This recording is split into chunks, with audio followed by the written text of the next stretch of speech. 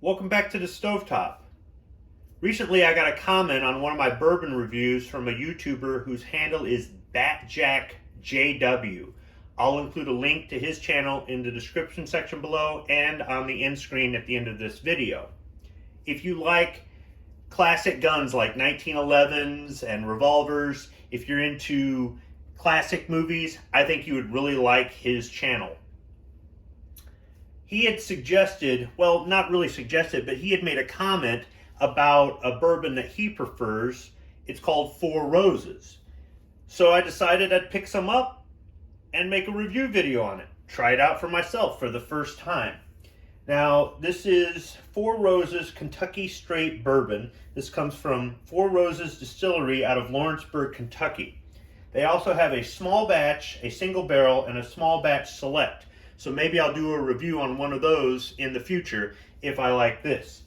This is 80 proof or 40% alcohol by volume, and it's aged for a minimum of 5 years.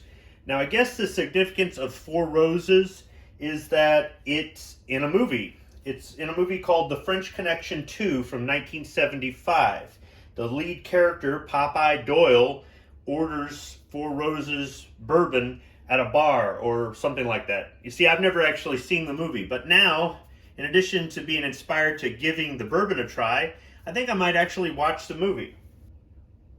On the fourrosesbourbon.com website, which I'll also include a link to in the description section below, it describes the nose or smell as fruit, floral essence, gentle spice, and honey. The palate or taste as crisp, soft, and smooth.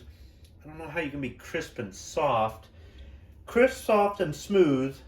Fresh fruit, hints of pear and apple, and the finish as mellow, long, and pleasant.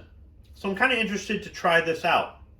I'll go ahead and remove the clear plastic seal off the cap. Let's try to do it on camera without a knife, without a pocket knife. I'll try to use my fingernail here. Usually don't have a lot of good luck removing this. Yeah, I got it. All right. So it's just a plastic cap here with kind of a wood color and texture with a cork stopper. Let me pour this in a rocks glass. It's a little bit dark in color, both in the bottle and in the glass. Now, for the nose. Now, full disclosure, as I say in some of my Cocktails with Squib videos, I have a poor sense of smell, so I am not the best judge of this. It doesn't really smell like whiskey. As a matter of fact, I'm not getting a strong alcohol smell off of this at all. Maybe a little bit of spice.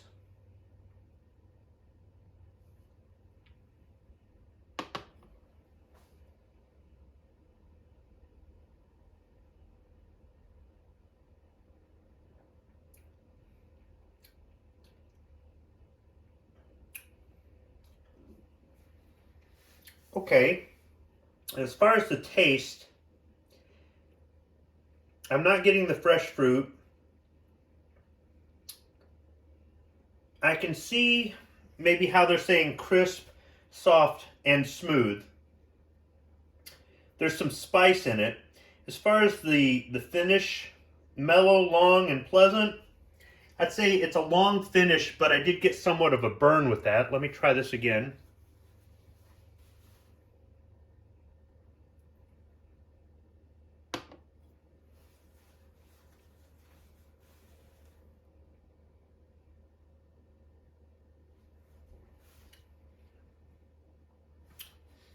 So I think with the palate being crisp, soft, and smooth, you get a little bit of bite at first, then it kind of softens out and just smooths out overall. And with the long finish, the second time around, I didn't get a burn there. So maybe that's where they get the long and pleasant from. But I'm just not getting any fruit taste or smell or anything else like that, but it could just be me. This I don't want to say it's bad. It's not as good as some bourbons I've had that are in about the same price range. Although lately I've been drinking bourbons that are higher proof than this, so maybe my palate's just getting more adjusted to something a little bit stronger. I'm not sure that this would be for everybody, but actually the taste of this is kind of making me think it might be good in a cocktail.